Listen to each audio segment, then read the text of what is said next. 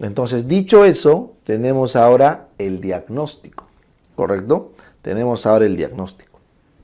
Entonces, para tú llegar al diagnóstico de meningitis, tú tienes que tener una cosa en tu cabeza. ¿Cuál, profe? Con esto nunca se les va a pasar. El 100% de las meningitis bacterianas terminan en muerte. Son letales, sin tratamiento. Y con tratamiento, la mortalidad puede ir desde un 20 a 30% en el caso del neumococo, a un 15% en el caso del meningococo. O sea, igual con tratamiento, son muy probables las chances de morir. Y tercero, así estés con buen tratamiento, 60% de las meningitis quedan con alguna secuela. Entonces, por todo esto te das cuenta que diagnosticar una meningitis bacteriana tiene que ser algo rápido para que tú puedas entrar rápidamente al tratamiento, ¿correcto? Entonces, en el diagnóstico lo que tú buscas es confirmar el síndrome de meningitis. Y luego lo que buscas es descartar que sea una bacteriana. Porque si no puedes descartar que es una bacteriana, tienes que asumir que es una bacteriana hasta no probar lo contrario. Y por lo tanto, tienes que arrancar el tratamiento empírico. ¿Está bien? Entonces, para diagnosticar el síndrome de meningitis, este de acá, necesitamos la presencia de ¿qué? De cefalea. Cefalea bilateral pulsátil. Pérdida o disminución del sensorio. ¿Esto qué me está indicando? Me está indicando que hay hipertensión endocraneal. Esa es la clave. Luego, como toda hipertensión endocraneal, cuando se compromete el sexto par, porque es el par craneal más pequeñito y más largo, se compromete por la hipertensión endocraneana, entonces aparece diplopía. Pero diplopía del sexto par. O sea, el ojo, quiero mirar hacia este lado y este ojo no puede mirar, no puede voltear. ¿Por qué? Porque el sexto par craneal acá está comprometido. El paciente va a hacer fiebre, obviamente, pues porque tiene una infección y para colmo en el sistema nervioso central. Entonces, el paciente va a hacer fiebres altas por encima de 38.2 grados centígrados. Fiebres altas, ¿ya? Luego, el paciente va a tener mal estado general. Vamos a ordenar esto para que no se... Va a tener un mal estado general. Y sobre todo, si es que tienes la sospecha de una bacteria atípica, como la tuberculosis o como la brucela, vas a encontrar clínica sistémica de mal estado general, pérdida de peso, etcétera, que te ayuda al diagnóstico. ¿Ya? Luego, el paciente, cuando tienes sospecha de meningococo, debes recordar que el 50% de pacientes con meningococo hacen rash cutáneo con petequias en los miembros y en la zona toracolumbar. Entonces, el meningococo va con C y D, no te olvides, con petequias. Y el grado extremo de la meningococosemia, ¿correcto? El famoso síndrome de Waterhouse-Friedrichsen, es un síndrome donde el paciente hace una falla suprarrenal hemorrágica con CID, con sepsis y con meningitis, que es 80% letal incluso con tratamiento. ¿Ya? Eso es un signo que te puedes llevar. El neumococo no suele hacer petequias tan graves. Puede haber petequias, pero no tan graves. Muy bien. Todo paciente que sospeches una meningitis por neumococo o por tuberculosis deberías tomarle una placa. Después, no al momento de la emergencia, porque recuerden, la más frecuente manifestación del neumococo es neumonía meningitis. ¿Correcto? Neumonía meningitis o si no, otitis media meningitis. ¿Está bien? Entonces su plaquita para descartar neumonía por tuberculosis o por neumococo. Bien, finalmente, si yo tengo un paciente que ya tiene su cefalea bilateral con pérdida de sensorio, tiene su diplopía, tiene su fiebre alta, su mal estado general, peor tiene petequias, o sea, tengo bastante configuración de meningitis, se termina de confirmar el síndrome, o sea, los signos más específicos para confirmar un síndrome de meningitis son los signos meningios, que son la rigidez de nuca, el signo de Brunzinski y el signo de Kernig, ¿correcto? Entonces, la rigidez de nuca es el signo más sensible, pero el menos específico. Es cuando al paciente le flexiono la cabeza de forma pasiva y ofrece resistencia. La rigidez de nuca es sensible porque es el primero en aparecer, pero es inespecífico porque rigidez de nuca te lo dan abscesos parafaríngeos, artrosis cervical, cefaleas tensionales, contracturas, o sea, no es exclusivo de la meningitis. Si quieres un signo más específico, tienes el signo de Brunzinski. Acuérdate con B de cabeza. En el signo de Brunzinski, tú levantas la cabeza y el paciente de forma pasiva y como un acto reflejo doloroso, flexiona las dos piernas. ¿Por qué? Porque cuando tú levantas la cabeza, le estás estirando la dura madre. Y la dura madre, que está irritada, acá tracciona al plexo lumbar. Entonces produce un dolor y el paciente obligadamente flexiona el miembro para soltar el nervio ciático, quitarle tensión. Entonces, al quitar tensión al nervio ciático, sueltas la tensión en el plexo lumbar y duele menos la dura madre. Esa es la lógica. ¿Ya? Finalmente, el signo meningio más específico de todos es el signo de Kernig. Acuérdate, Kernig con K de knee. En inglés, rodilla es con K, pues, ¿no? Knee. Entonces, el signo de Kernig es cuando tú al paciente le haces flexionar la cadera, con la cadera flexionada. Lo que hacemos nosotros es hiperflexionamos la pierna, o también podemos extender la rodilla. Puede ser cualquiera de los dos. Entonces, con la cadera flexionada, paso número 1, hiperflexionamos hacia el pecho la pierna, o levantamos, el muslo, para hablar con propiedad, hiperflexionamos el muslo, o levantamos la pierna, que es igual a decir extendemos la rodilla, y este proceso, nuevamente, como les dije anteriormente, está estirando al ciático. Entonces, de forma refleja, 2, el paciente levanta la otra pierna. De forma refleja levanta la otra pierna. Ese es el signo de Kernig. Que al hiperextender el ciático en la pierna de examinación, por reflejo, tiene que flexionar la otra pierna para soltar el nervio. ¿Correcto? Listo. Entonces, esos son los signos meningios y de esa forma ustedes ya han configurado el diagnóstico. Por lo tanto, para resumir, hipertensión endocraneana más fiebre más signos meningios es igual a meningitis hasta no demostrar lo contrario. ¿Ya? Ese es el síndrome meningio y es súper específico. Listo. Ahora vamos a ver el líquido cefalorraquídeo. Entonces, ¿qué es lo que pasa? Lo que pasa es que muchos pacientes pueden hacer cefalea, trastorno del sensorio, fiebre y te puedes confundir con un montón de cosas. Cuando ya hay signos meningios, entonces es mucho más difícil de confundirte. Pero los signos meningios no siempre están.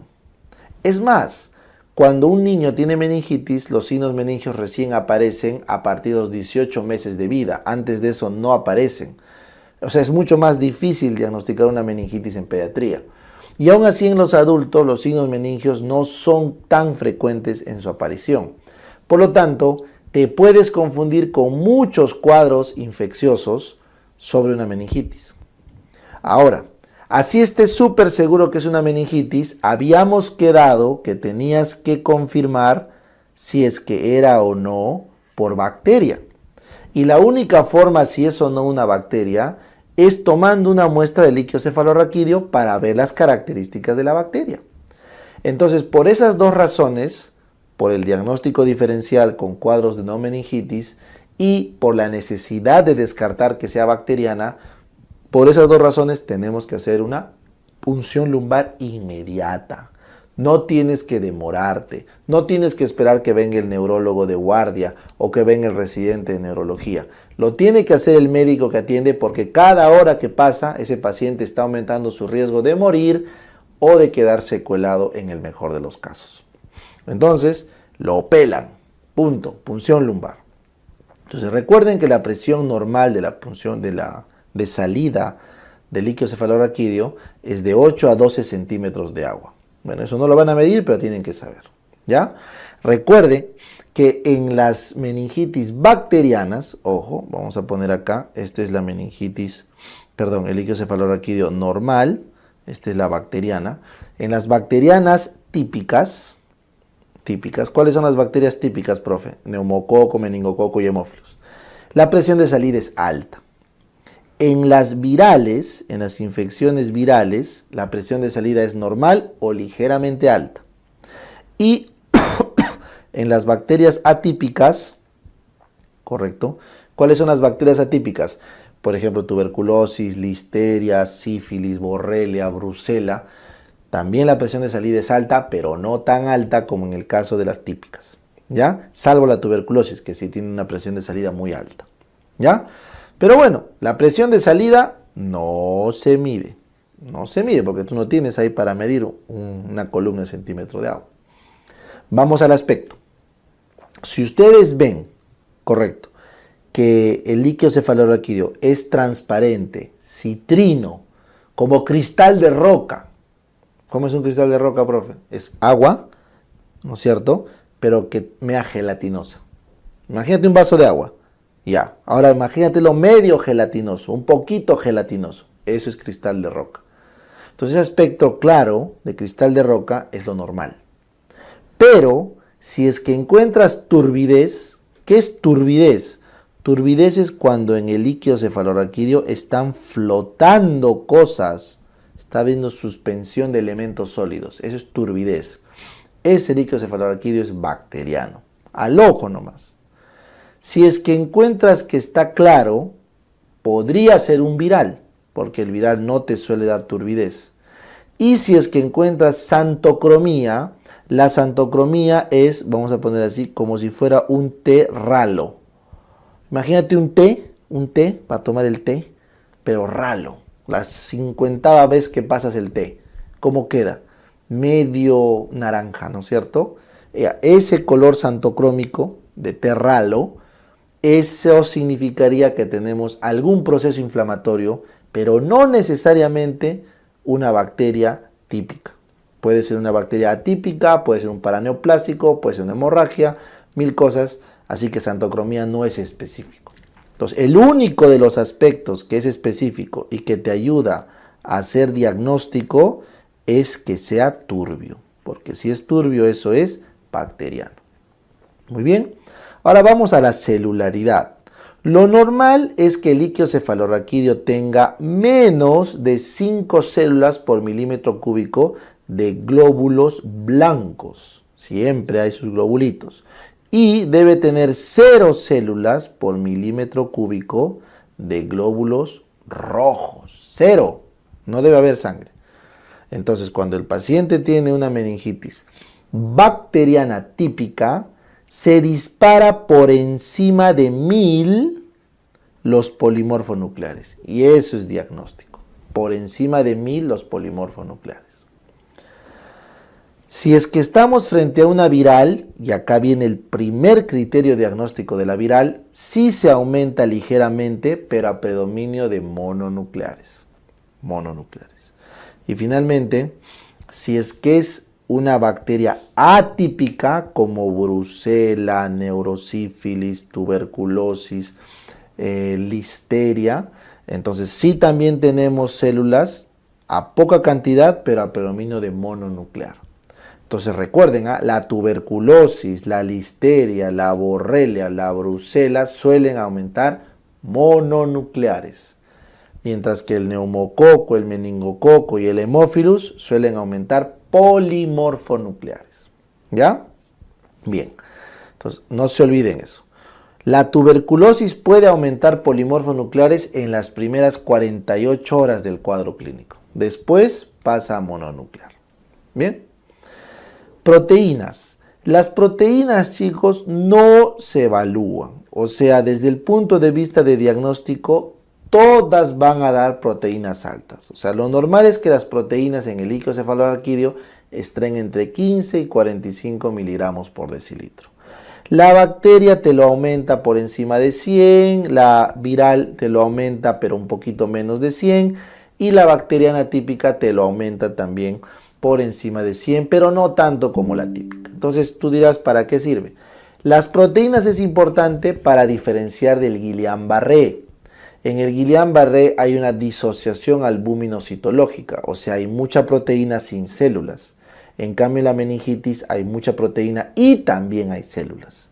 Entonces, simplemente la proteína, la proteinorraquia, es referencial para entender que hay un proceso inflamatorio, pero tienes que diferenciarlo del Guillain-Barré, donde no hay aumento de células, solo de proteínas.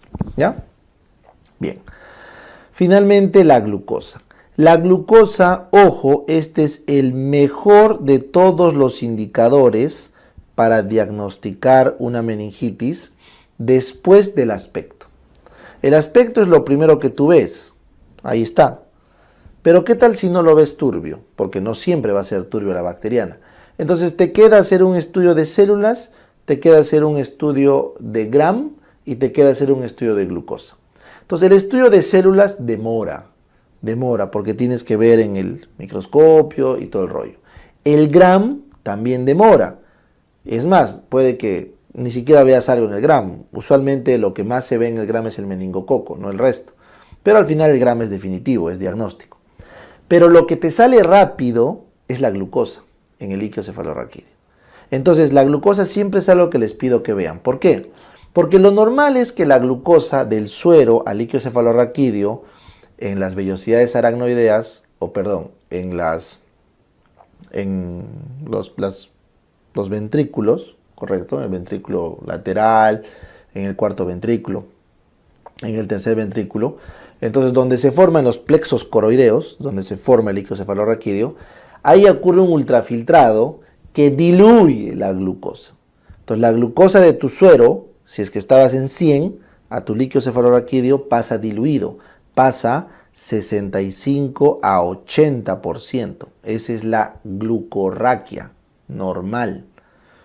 Entonces, cuando una persona está frente a una infección, correcto, el consumo de glucosa aumenta y la capacidad para hacer este filtrado también se altera y, por ejemplo, en las infecciones bacterianas, la glucosa en el líquido cefalorraquídeo es muy baja.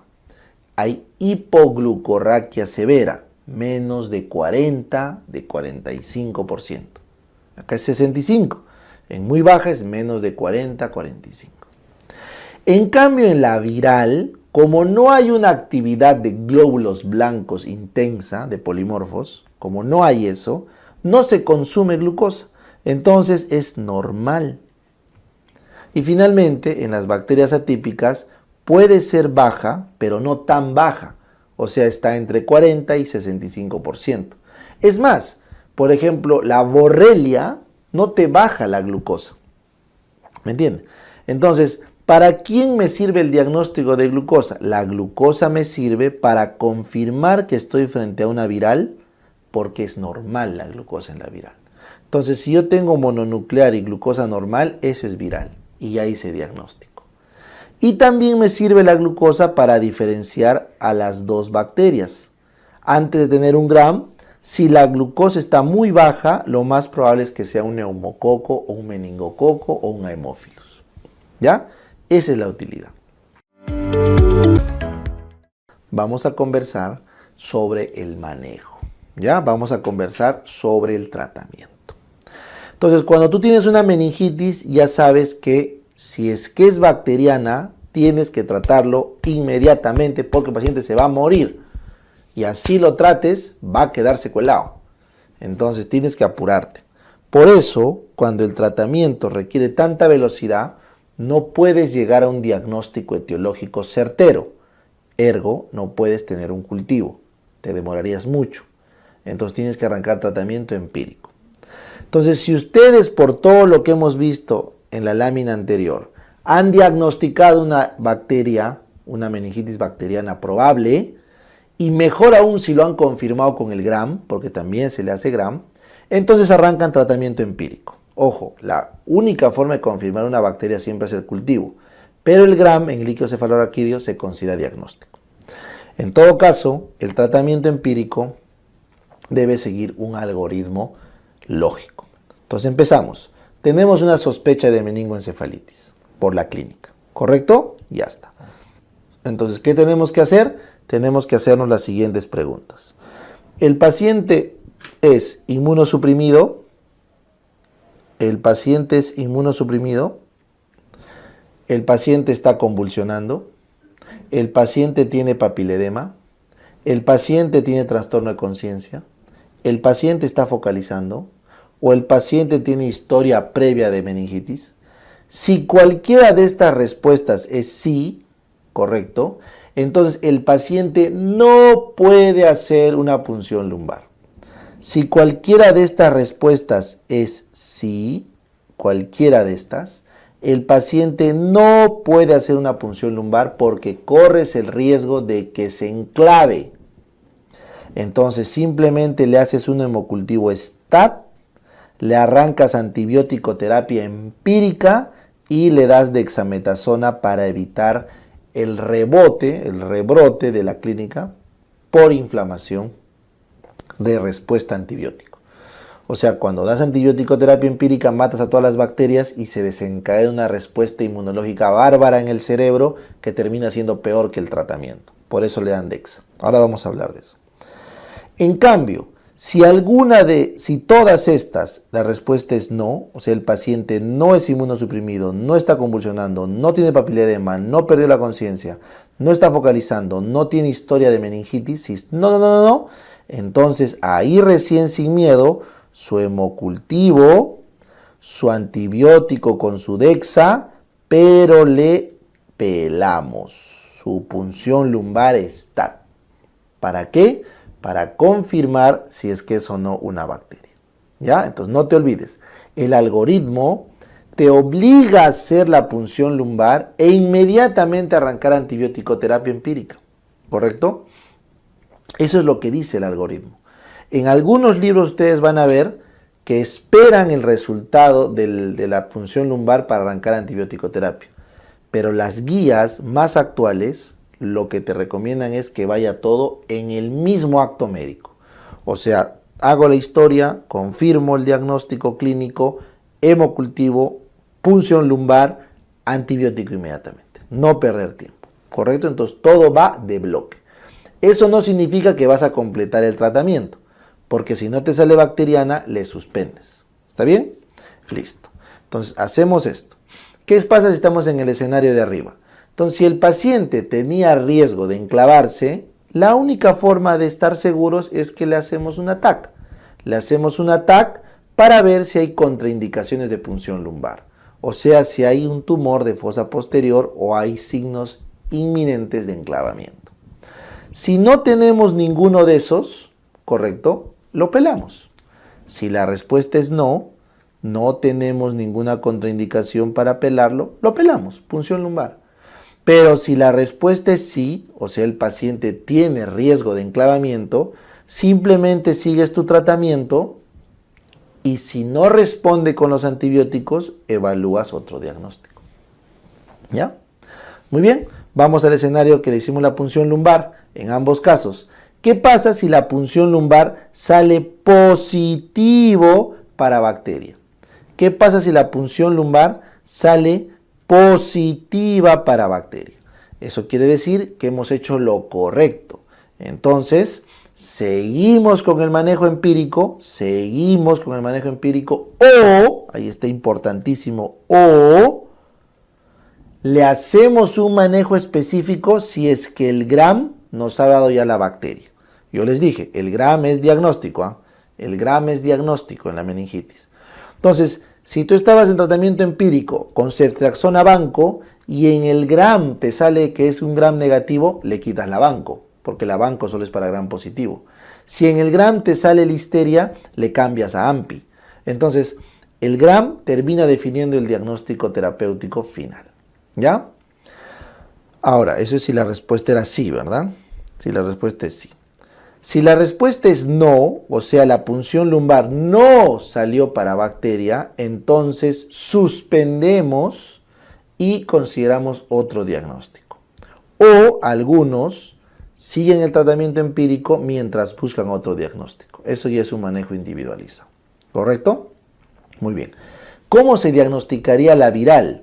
La viral se diagnostica con PCR. Si ustedes quieren estar seguros de que es viral, se le corre un PCR. ¿Ya? Muy bien. Entonces, a todo esto conversemos qué cosa es el tratamiento empírico. Bueno, el tratamiento empírico de la meningitis va a depender de en quién lo estamos haciendo. Si es en adultos o si es en niños, sobre todo pequeños. ¿Ya? Entonces, el tratamiento empírico lo que busca es cubrir todas las bacterias típicas. Entonces, para el neumococo, ¿qué cosa le voy a dar? Para el neumococo le voy a dar una ceftriaxona, 4 gramos, ¿correcto? ¿No es cierto? Espaciados cada 12, pues, ¿no? 2,2, que es una cefalosporina tercera. ¿Ya? Eso es para el neumococo. Si quiero cubrir meningococo, también le puedo dar una cefalosporina tercera, la misma ceftriaxona baja. Si quiero cubrir a Haemophilus influenzae, también le puedo dar cefalosporina tercera. Si te das cuenta, con ceftriaxona cubrimos las 3 bacterias típicas. Por eso ceftriaxona es el tratamiento empírico de toda la vida. ¿Correcto? Antes se daba penicilina, pero ya no. Ahora, desde hace más de 10 años, ya la resistencia del neumococo a la ceftriaxona es moderada. Entonces es obligatorio añadir para cubrir neumococo vancomicina a dosis plena. De 30 a 60, no, 60 miligramos por kilo, espacio cada 8 o cada 12. Obligado. Ese es el manejo. Por lo tanto, el manejo empírico viene a ser banco ceftriaxona. El tratamiento empírico es banco más ceftriaxona por vía parenteral. Ese es el tratamiento empírico en ambos casos. ¿Correcto? Si adicionalmente tienes sospecha de que es listeria, porque es inmunosuprimido, anciano, ha comido algún alimento, etc., la listeria va con ampicilina. Ampicilina 12 gramos partidos cada 4 horas. ¿Ya? Ese es el tratamiento. ¿Correcto? Muy bien. Si es que ustedes ya han llegado al diagnóstico final por Gram, ahí recién pueden quitarle la banco si es que es meningococo o influenzae, o se quedan solo con AMPI si es que es listeria. Esa es una opción. Muy bien.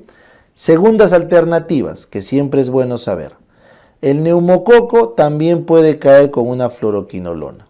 El meningococo también puede caer con fluoroquinolona. La influenza, el Haemophilus influenzae también con una fluoroquinolona.